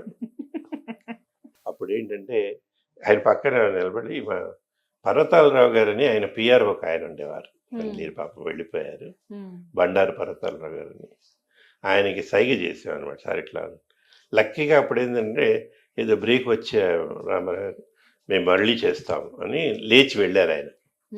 అయ్యా సూకరం అని రాశారు గురువు గారు చూడండి, చెప్పాం సార్ సూకరం అని చెప్తే అవును మారుద్దాం అని మార్చి ఆయన చెప్తే అర్థం చేసుకునేవాళ్ళు. అంటే అలా అది ఉండేది. జ్ఞాపకాలు సార్, నిజంగా ఒక రోజు సరిపోదు మీతో మాట్లాడితే, ఇన్నేళ్ల అనుభవాన్ని జీవితం కదా. ఏదైనా సందర్భంలో మీరు ఇబ్బంది పడ్డారా, బాధపడ్డారా, అరే ఎందుకు ఇలా జరిగిందే అన్న? ఒకసారి మటుకు తెలియకుండా ఒక పొరపాటు జరిగింది. అదేమైందంటే, మాకు మీకు చెప్పాక టెలిప్రాంప్టర్ ఉండేది కాదని, కాగితం చూసి చదవాలి. అప్పట్లో ఏమయ్యేదంటే చదువుతున్నప్పుడు ఏదైనా ఐటమ్ చివరిలో వచ్చేది. ఇప్పుడంటే బ్రేకింగ్ న్యూస్ అని టక్కన వేసేస్తారు, అప్పుడు లేదు. అప్పుడు కాగితం తెచ్చి ఇచ్చేవారు, ఇచ్చిన కాగితం ఇలా తీసుకుని ఇప్పుడే అందిన వార్త అని చదివేవాళ్ళు. అప్పుడు ఏంటంటే సరిగ్గా మాకు ఎదురుగుండా చెప్పటానికి ఫ్లోర్ మేనేజర్ అని ఒక అబ్బాయి ఉంటాడు. నా అదృష్టం కొద్దీ అతనికి తెలుగు రాదు, ఉర్దూ అబ్బాయి. వీళ్ళు ప్యానెల్ మీద నుంచి ఆ రోజు ఐటెం రాసి పంపించారు. అదేంటి, అంతకు ముందు చదివిన ఐటము, ఆ చదివిన ఐటమ్ టైప్ అయి ఉంటుంది. అది మామూలుగా ఇట్లా చూసి చదివేశాను, బులెటిన్లో వెళ్ళిపోయింది. అది వాళ్ళు రాయటానికి ఇది లేక, పేపర్ దొరక్క అర్జెంటుగా దాన్ని వెనక తిప్పి రాశారు. మన వాడికేమో ఏది తెలుగు ఏది చెప్పారో తెలియదు, ఇటు తిప్పి ఈ కాగితం ఇచ్చాడు. నేను చాలా స్టైల్గా, అంటే నేను స్టైల్ అని అనుకున్నాను అనుకోండి, అది ఇలా తీసుకొని ఇప్పుడే అందిన వార్త అని చదివాను. అదేంటి, ఆల్రెడీ జూలో ఒక అరుదైన జంతువు ఆ రోజు చచ్చిపోయింది, అది మళ్ళీ రెండోసారి చంపాను దాన్ని. ఆ, చంపేసి అక్కడ పెట్టేశారు. అయిపోయింది అయ్యో. వార్త. ఇంత లోపల ఆ జూ డైరెక్టర్ మా డైరెక్టర్ ఫోన్ చేసి, సార్ శాంతి స్వరూప్ దీన్ని రెండోసారి చంపేశాడు సార్ అని. ఏం చేయాలో తోచలా. అయిపోయిన తర్వాత ఆయన ఫోన్ చేసి ఏంటిది ఇది అసలు సంగతి ఏంటి, ఆ కాగితం వెనకాల వీళ్ళు తెలుగులో రాశారు. అదేంటి నిజానికి ఎన్టీ రామారావు గారి శ్రీమతి బసవతారకం మరణించింది. అయ్యో, ఆ వార్త ఎలా? అప్పటికి తెలుగు వార్తలు అయిపోయినాయి, ఉర్దూ వార్తలు అసలు వెంటనే ఉర్దూలో రాయించి పంపించి తర్వాత దీన్ని వీళ్ళు కంప్యూటర్లో వేరే కొట్టి సో ఇలా తప్పులు దొరుకుతాయి. మన అది తలుచుకో- మన కాకపోయినా మిగతా వాళ్ళ వల్ల కూడా ఇలా జరుగుతుంటాయి. అది బాధ అనిపించింది తర్వాత. అయ్యో తప్పు కదా. ఎంతసేపు సార్? 15 minutes ఉండేది కదా, ఆ, 15 నిమిషాలకి మీరు ఎంతసేపు ఇవన్నీ చూసుకునే ప్రిపేర్ అయ్యా. ప్రిపరేషన్ అంతా ఎలా ఉండేది? ఒక 2-3 గంటలు పట్టేది. అంటే ముందు ఐటమ్స్ వస్తాయి, ఆ తర్వాత వచ్చిన ఐటమ్స్లో ముందు వచ్చినవి ఉండవు, ఏది ముఖ్యమో అది పెట్టి ఇచ్చేవాడు. శాంతి స్వరూప్ గారు కేవలం న్యూస్ రీడర్ గానే కాదు, ఒక నటుడిగా కూడా మా అందరికి పరిచయం అయ్యే అవకాశం ఒకటి తప్పిపోయిందని విన్నాము. ఏంటి సార్ అది? సినిమా కూడా చేశారు కానీ సినిమా రిలీజ్ అవ్వలేదని విన్నాము. రిలీజ్ కాల. అంటే ఒకటి కాదు, 2 సినిమాలు. అబ్బో. మా స్నేహితులే ప్రొడ్యూస్ చేశారు, వేషం వేసాం. కర్పూర శిల్పం అని ఒకటి, కొత్త బొమ్మలు అని ఒకటి. షూటింగ్ అయిపోయింది. ఆ షూటింగ్ అంతా కూడా గోదావరి జిల్లాలోనే జరిగింది. మండపేట, పసివేదల, రావులపాలెం, తర్వాత ఇంకా అక్కడ వాళ్ళ ఆతిథ్యం తలుచుకుంటే ఇప్పటికీ ఆకలేస్తుంది, అంత బాగుంది అనమాట. వాళ్ళు అసలు కదలనివ్వరు. అయితే షూటింగ్ చేసి తీసుకొచ్చారు. ఒక దాంట్లో అయితే ప్రభ గారు హీరోయిన్ వేసింది, సురేష్ అని చెప్పి ఇప్పుడు పెద్ద రోల్స్ వేస్తున్నాడు, తను వేసాడు. అంతా బాగానే ఉంది, అంతా అయ్యేది కూడా. చివరికి వచ్చేటప్పటికి డైరెక్టర్ ప్రొడ్యూసర్ కొంచెం అభిప్రాయ భేదాలు వచ్చి ఆపేశారు. అయ్యో, అందుకు సినిమా అయిపోయింది. ఒకటి ఇంకొక సినిమా ఇంకోటి ఏంటంటే ప్రొడక్షన్ ఇదైపోతే ఆ ప్రొడ్యూసర్ మరి తను నేను తీస్తానని ఆయనే డైరెక్ట్ చేశాడు మెడ్రాస్లో. ఆ ఉన్న టీంలో నన్ను ఒకనే మెడ్రాస్ తీసుకెళ్ళి షూటింగ్ చేశాడు. చివరాఖరిలో మళ్ళీ దానికి సరిపోక అప్పుడు నేను అర్థం చేసుకుంది ఏంటంటే విధి మనకి అటు కాదు, ఇది దారి అని చూపించింది. సరే, ఈ జన్మకి ఇలా కానివ్వండి. ఒకవేళ సినిమాలు రిలీజ్ అయ్యి ఉంటే పూర్తిగా సినిమాల వైపే ఉండేవారా అని అనుకుంటున్నా. అప్పుడు ఇలా ఈ అవకాశం ఉండేది కాదు, అంటే మిమ్మల్ని కలిసే అవకాశం ఉండేది. అయ్యో, మాకిలా రివర్స్ లో.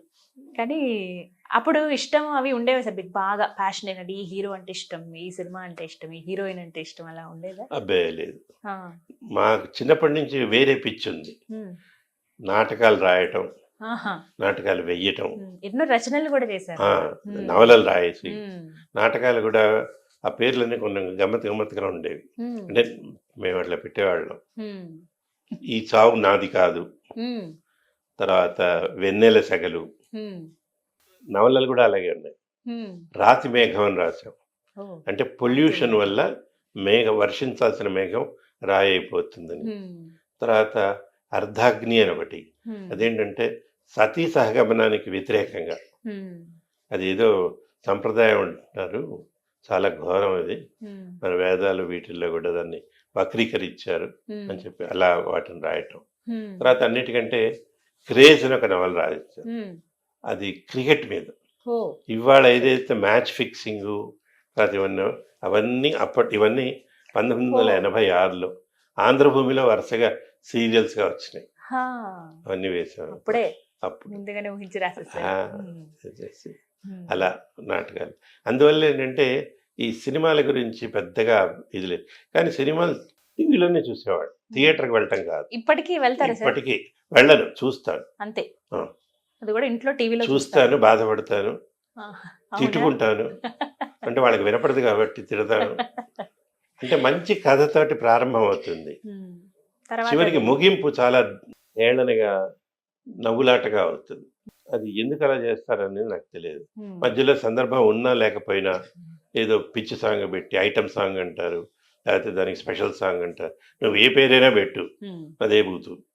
సినిమా కథ బాగుండి అంటే ఇప్పుడు కొత్తగా జరుగుతున్నది ఏంటంటే కొత్త తరం వాళ్ళు కొత్త కథలతో వస్తున్నారు, అవి మనకి రోజు నిత్య జీవితంలో జరిగేటువంటి సంఘటనలు వస్తున్నాయి, కానీ వాళ్ళు కూడా ఇంకా బాగా వాటిని మధించాలి, రంగరించి వేస్తున్నారు. కానీ అలాగే మన టీవీ కూడా ప్రజలకి ఏది చెప్పాలో అది కాక దానికి మిగతా సంబంధించిన వ్యాఖ్యానాలు అందిస్తున్నాయి. వెతుక్కోవాల్సి వస్తుంది. నేను ఆశించేది ఏంటంటే ఇది చాలా చాలా ప్రభావవంతమైనటువంటి మాధ్యమం. 10 సార్లు చెప్పినా అర్థం కాని విషయం ఒక్కసారి చూపిస్తే అర్థమవుతుంది, తెలిసిపోతుంది. ఇది మనకి గత 2 ఏళ్లలో చాలా కరోనా గురించి ఒకసారి టీవీలో చెప్పిన ప్రభావం, ఇన్ని కోట్ల మంది వెళ్ళి వ్యాక్సినేషన్ తీసుకోగలిగారు.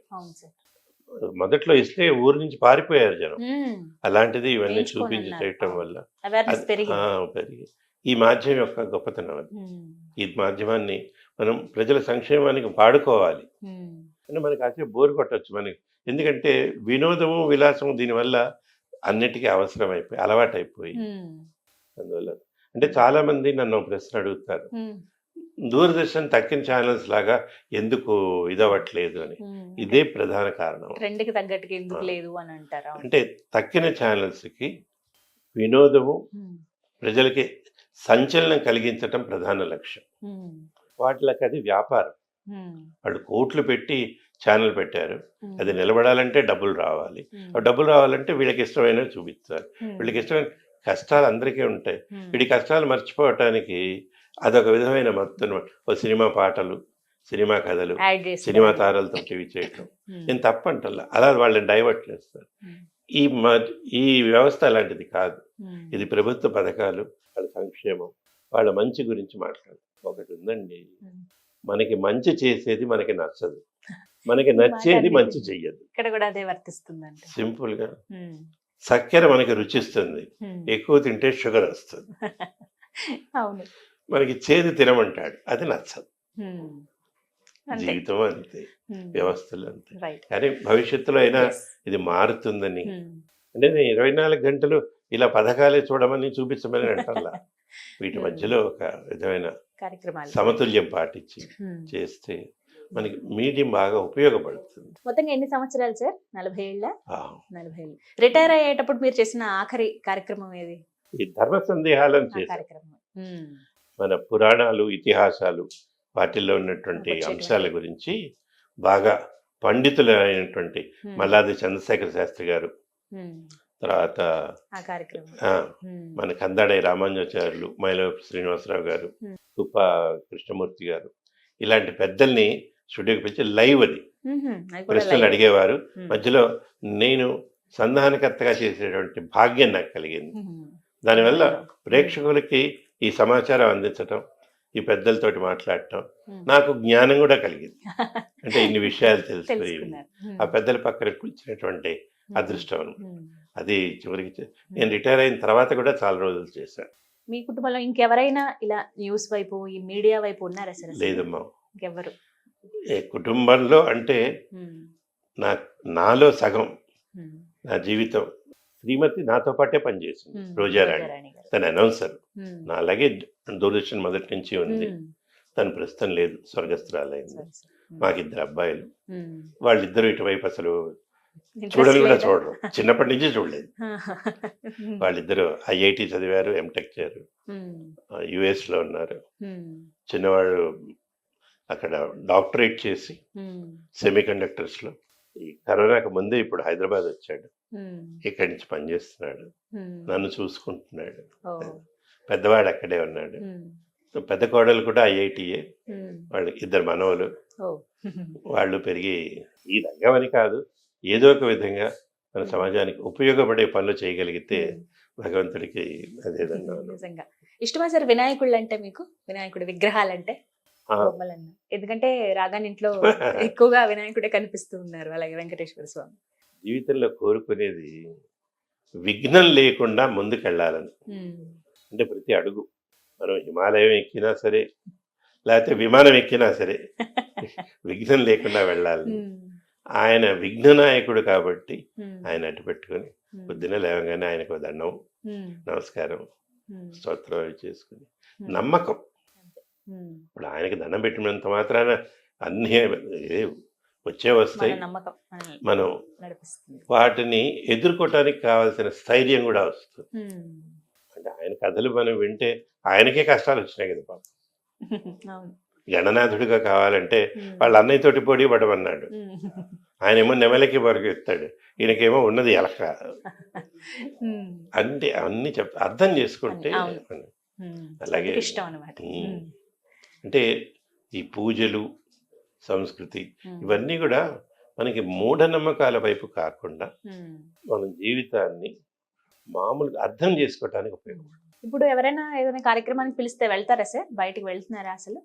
ఈ మధ్య తగ్గించాను, మామూలుగా వెళ్ళేవాడిని, వెళ్ళి మాట్లాడి ఎన్నో అవార్డ్స్ కూడా చూస్తున్నారు. అయితే వాటిల్లో కూడా అమ్మ తల్లి ఈ కాలుష్యం బాగా చేరింది. ఎలా అంటే ఒక్కొక్కసారి పిలిచి 30 మందికి 40 మందికి స్టేజ్ మీద ఈ పురస్కారాలు అందజేస్తారు. ఇస్తున్న వాడికి ఎందుకు ఇస్తున్నాడో తెలియదు, తీసుకుంటున్న వాడికి ఎందుకు తీసుకుంటున్నాడో తెలియదు. జరిగేది ఏంటి అంటే ఆ కార్యక్రమం నిర్వహించిన వాడికి అది పైకి కనపడేటువంటి కళాసేవ, వాళ్ళు నిర్వహించేటువంటి కళా వ్యాపారం. మిమ్మల్ని పిలుస్తారు, మీకు అవార్డు ఇస్తాము, ఇంత పే చేయండి. నేను అంటే ఇది నేను ఎవరిని ఎక్కిరించట్లేదు. అలా తీసుకున్న వాళ్ళని ఒకళ్ళిద్దరిని ఆ తర్వాత వేరే సందర్భంగా కలిశారు. నమస్కారం అండి అంటే, అమ్మ మీరు డబ్బులు ఇచ్చారా? ఇచ్చాను సార్. అయ్యో పర్వాలేదండి, వాళ్ళు తీసుకుంటే తీసుకున్నారు, అవార్డు ఇచ్చారు కదా. వాళ్ళ అమాయకత్వానికి నేను అంటే వాళ్ళ ఆనందం అది. అంటే నిజానికి మామూలు గృహస్థులను ఎవడు పిలిచి అవార్డు ఇవ్వడు, ఇచ్చారు కాబట్టి వాళ్ళ ఆనందం. కానీ వాళ్ళకి తెలియకుండా ఒక పొరపాటు పదంలో నడిచేటువంటి ప్రక్రియకి తోడ్పడుతున్నారు. ఇప్పుడు ఇది ఎలా ఉంటుందంటే, ఇంట్లో మేము మొక్కలు పెంచామండి, దాంట్లో గంజాయి మొక్క ఉందని తెలియదు కానీ రోజు నీళ్లు పోస్తున్నామండి. మీరు మాట్లాడుతుంటే సార్ మీ వాయిస్ ఇప్పటికీ ఇంకా ఆ ఫ్రెష్నెస్ అలాగే ఉంది. అయ్యో అది మీ అభిమానం. నిజంగా అంటే ఏమైనా స్పెషల్ గా మీరు కాపాడుకునే వాళ్ళ అప్పుడు న్యూస్ చదివే టైంలో? అరవకుండా ఉండేవాడి అంతే. కామ్గా తెలుగు వాళ్ళం కదా. ఆ అరవం అంటున్నారా? తమిళ్ కాదు, తెలుగు వాళ్ళం. ఓకే, అంటే ఎంతైనా కొంచెం కేర్ అయితే ఉండాల్సిందేనా? మీరు ఒక్కలే ఉండేవాళ్ళు కదా సార్ కొన్ని సంవత్సరాల పాటు. క్యాజువల్స్ కొంతమంది ఉన్నా కూడా మీరు లీవులు పెట్టినప్పుడు వాళ్ళ అప్పుడు ఏంటి మరి పరిస్థితి? అంటే ఈ క్యాజువల్స్ ఉన్నారుగా, వాళ్ళు రిప్లేస్ పెద్ద ప్యానెల్ ఉంటుంది. ఎప్పుడన్నా మీరు ఇలా లీవ్ పెట్టిన సందర్భం ఉందా? ఎక్కువ రోజులు లేవు. అంటే పెళ్లికి పెట్టాను, తర్వాత బయటికి వెళ్ళినప్పుడు పెట్టాను. మిగతా రోజుల్లో ఒక్కొక్క రోజు అయితే చివరికి 6:30 దాకా బయట ఉండి వెళ్ళి గబుక్కున న్యూస్ చదివిన సందర్భాలు ఉన్నాయి. అంటే అది ఇప్పుడు కాబట్టి చెప్పాను, అప్పుడు చెబితే నాకు మెమో ఇచ్చేవాడు. అలా జరిగేది. ఆఖరి రోజు ఇంకా రిటైర్ అయిపోతున్నాను, ఇంకా ఇవాళతో దూరదర్శన్తో సంబంధం లేదు అని అనుకున్న ఆ క్షణాలు ఏంటి? ఏం చెప్తారు? ఎలా అనిపించాయి అసలు? నేను జనవరిలో పుట్టాను కాబట్టి జనవరి ఇదవుతుంది, రిటైర్ అయిపోయే టైం జనవరి 31. వాళ్ళు ఆ రోజు కార్యక్రమం చేసి నాకు తెలుసు రిటైర్ అవుతామని, కానీ అప్పుడు ఈ ధర్మ సందేహాలు ఇంకా జరుగుతుంది. ఇంకా తర్వాత కూడా వీళ్ళు ఆ రోజు కార్యక్రమం చేస్తాం రండి అన్నాడు, నేను రాను. నాకు అంటే ఆ సంస్థతోటి ఉన్న అనుబంధం వేరు. దూరదర్శన్ మొదలైనప్పుడు మేము ఇద్దరం వచ్చాం సంస్థలోకి. ఇవాళ నేను ఒక్కనే రావాలి అంటే అప్పటికి డైరెక్టర్ అయిన అబ్బాయి వీళ్ళందరూ కూడా నా తర్వాత వచ్చిన వాళ్ళు ఆత్మీయంగా నువ్వు అన్ని ఏర్పాటు చేశాను, నువ్వు వచ్చేసి వెళ్ళిపోయాడు, వదిలేసే నన్ను వెళ్ళాల. కార్యక్రమానికి అటెండ్ అవ్వలేదు, కానీ మీకు అనిపించింది ఏంటి? ఏమనిపించింది ఇంకా అక్కడి నుంచి బయటకు వచ్చేటప్పుడు? నేను దాన్ని వదిలేశాను అని నాకు అనిపించలేదు. అది కొంత మటుకు నా భ్రమే. అంటే ధర్మ సందేహాలు ఖరారు చేశాను. ఆ తర్వాత కూడా ఇన్నేళ్ళైనా అప్పుడప్పుడు వచ్చి ఒక మెరుపో నక్షత్రం పలకరించి ఆ అనుబంధం ఇంకా ఉంది అని గుర్తు చేస్తాను. నిజం సార్, మీరు అక్కడి నుంచి బయటకు వచ్చేస్తే ఏంటి, మా మనసుల్లో ఎప్పటికీ అలాగే ఉండిపోయారు మీరు. నమస్కారం. అది భగవంతుడు ఇచ్చినటువంటి ఆశీర్వాదం. పలకరిస్తుంటారు. నిన్నగాక మొన్న ఒక ఆయన ఎవరో ఫోన్ చేశారు, వేరే రాష్ట్రం నుంచి. అనుకోకుండా వాళ్ళు ఈ యూట్యూబ్లో వచ్చిన వీడియో ఏదో చూశారు. చూసి అది మేము చిన్నప్పటి నుంచి మేము చేసామండి, నేను హైదరాబాద్ వచ్చి మిమ్మల్ని కలుస్తాను అభిమానం మర్చిపోలేదు. అంటే ఇవన్నీ కాలం ఆడించే ఆటలు. మనకి నిరాశ రాకుండా ఆడిచ్చి మళ్ళీ ఆశ పోకుండా అట్లా పెట్టి ఇప్పటికిప్పుడు ఉత్తేజపరుస్తూ ఉంటుంది. నెక్స్ట్ ఏంటి సార్, ఏం చెయ్యాలని ఉంది మీకు? ఏమన్నా కోరికలు ఉన్నాయా ఇంకా మీకు? తీరని కోరిక అంటే ఏమైనా ఉందా? తల్లి నేను 70 దాటాను. ప్రశాంతంగా ఉండి కుటుంబం ఆనందంగా ఉండి మనం పని చేసిన మాధ్యమం మరికొంత ఉపయోగపడేటట్టుగా రూపుదిద్దుకుంటే సంతోషం. ఇప్పుడు వెళుతున్నటువంటి తీరుతెన్నులు కొంచెం ఆందోళనకరంగా ఉంటాయి. అది టీవీ కావచ్చు, సినిమా కావచ్చు, పాటలు కావచ్చు, నాటకాలు కావచ్చు, నాట్యాలు కావచ్చు, అన్నిట్లోనూ కొంచెం హింస, ఎరుపు రంగు రక్తం అవి లేకుండా అసలు ఏమి ఉండట్లేదు. అలా కాకుండా ప్రశాంతంగా ఉంటే నా పేరు నేను తలుచుకుని ఆనందపడచ్చని నా ఆశ. మీ పేరు, మీ ఖ్యాతి ఎప్పటికీ మీదే సార్, ఇంకా అసలు అది ఎక్కడ రీప్లేస్ చేయలేని పరిస్థితి. ఈ 40 ఏళ్ల అనుభవాన్ని ఒక్క మాటలో చెప్పండి అని అంటే శాంతి స్వరూప్ గారు ఏమని చెప్తారు? ఈ మాధ్యమం మన తెలుగు వారికి అరుదైనటువంటి బంగారం. చాలా జాగ్రత్తగా వాడుకుంటే వచ్చే తరాలకి మనం బంగారాన్ని మించిన ఆనందాన్ని అందివ్వగలం. అది అందించాలి. థ్యాంక్ యూ, చాలా చక్కగా చెప్పారు సార్. నిజంగా నా అదృష్టంగా భావిస్తున్నాను మీతో మాట్లాడడం అనేది. మేబీ కుదురుతుందో లేదో టైం అనుకున్నాం, కానీ థ్యాంక్ యూ ఇంటర్వ్యూకి అంగీకరించినందుకు. ముందుగా మొదట చెప్పాలి కానీ చివరిగా చెప్తున్నాను. చాలా సంతోషం అనిపించింది. మా అందరికి గురువు మీరు. మొట్టమొదట ఆది మీరే కదా అసలు ఇలా చూడడానికి కారణం. గీతాంజలి గారు, మీ ద్వారా మన సుమన్ టీవీ ప్రేక్షకులందరికీ నేను హృదయపూర్వక ధన్యవాదాలు చెప్తూ, ఇలా పలకరించిన ప్రతిసారి నాకు అమృతం తీయగా ఉంటుందో లేదో తెలియదు, తేనె తీయగా ఉంటుందో లేదో తెలియదు, అమ్మ మాట అంత తీయగా ఉన్నాయి పలకరింపులు. అది ఎప్పటికీ ఆనందం. చాలా చాలా సంతోషం. ధన్యవాదాలు. Thank you so much sir. నమస్కారం. సుమన్ టీవీలో మీ పర్సనల్ అండ్ బిజినెస్ ప్రమోషన్స్ కోసం కింది నెంబర్కి కాంటాక్ట్ చేయండి.